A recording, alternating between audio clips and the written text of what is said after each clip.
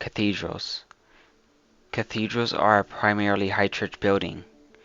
Stemming in a long and beautiful history, one of the most famous and ornate of cathedrals is the Cologne Cathedral.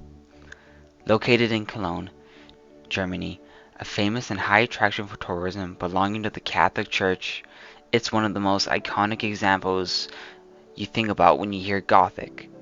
But how did an amazingly beautiful church of this kind be built so long ago? Who were exactly the people who built it? What caused its interruptions and challenges? I'm Christian Zoomer, and I'll be covering this fascinating piece of history right now.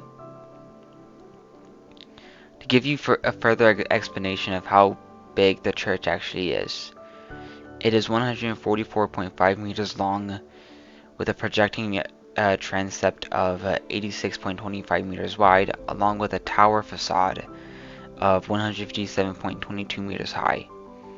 However, it makes more sense to find out the whole building wasn't finished until 1880. The troops of the French Revolution used and bored the Cologne for a stable and hay barn during World War II. It would actually be used as a navigational landmark by Allied bombing raids, yet luckily spared. The truth is that the Cologne Cathedral most likely doesn't look like what it was originally meant to look like. The reason why it is portrayed as so dark and rusty. The construction of the Cologne Cathedral was stalled in 1560 and 1520, according to some authorities, for centuries until, like we mentioned, 1823. It's said that this was due to a lack of funds by the Study.com Academy. The origins of why it was built, however, actually comes from the events of the Gospels themselves, specifically the three wise kings from the east, also known as the three Magi. According to the Gospels, they followed a star to arrive in Bethlehem, bearing gifts for baby Jesus of Nazareth. After their mission was complete, they went back home and were never heard from again, until centuries later, when Saint Helen, the mother of the Emperor Constantine, is said to discover the artifacts of the three wise kings. She brought them back to Constantinople in 314.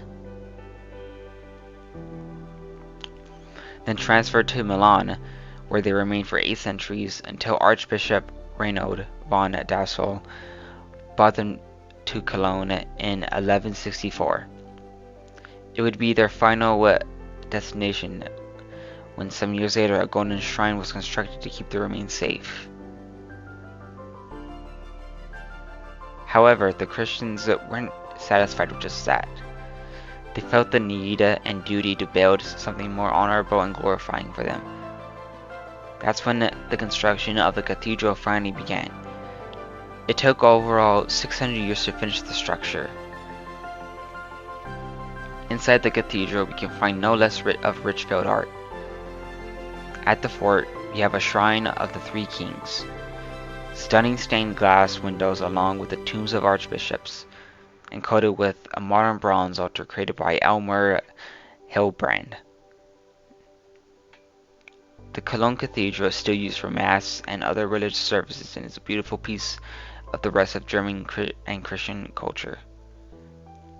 With not just going there to serve Christ, but also helping people in need of times like war, it's no wonder a prime example of Middle Age architecture and knowledge of detail, and it would be a sight to see in person.